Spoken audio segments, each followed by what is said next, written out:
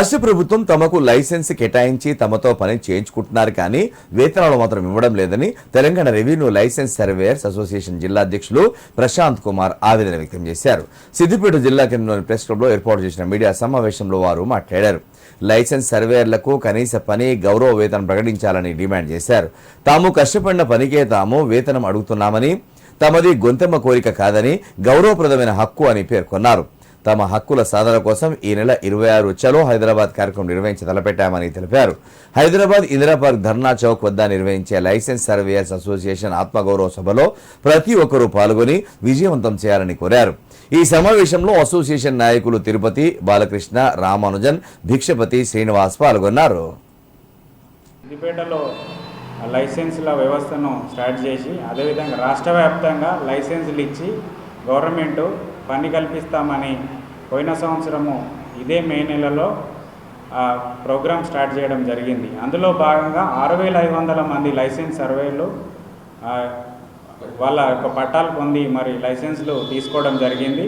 మొన్న పోయిన ఫిబ్రవరి 28 నాడు మాకు లైసెన్సులు ఇచ్చినటువంటి కలెక్టర్ చేత మేము పొందుకున్నాము.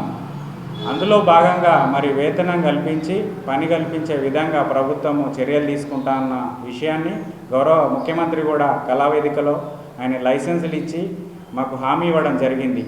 కానీ పోయిన సంవత్సరం నుంచి మొదలు పెడితే సంవత్సరం గడుస్తున్నా కానీ ఇప్పటి వరకు కూడా లైసెన్సులు ఇచ్చిన ప్రభుత్వము ఎలాంటి వేతనం లేదు, ఎలాంటి ఉద్యోగం లేక ఈనాడు 6500 మంది రాష్ట్ర వ్యాప్తంగా మరి ఆవేదన వ్యక్తపరుస్తూ ఉన్నారు.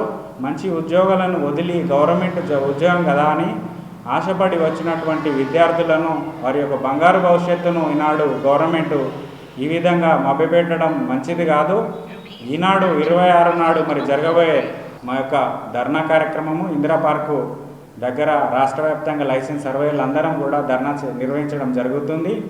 దీనికి లైసెన్స్ సర్వేలు అందరూ కూడా వివిధ జిల్లాల నుంచి పాల్పొందడం నిర్ణయించడం జరిగింది. వారందరూ మరి పాల్గొంది మా యొక్క ఆవేదనను ప్రభుత్వానికి తెలియపరుస్తామని ఈ యొక్క ప్రెస్ క్లబ్ ద్వారా మరి తెలియపరుచుకుంటా ఉన్నాను.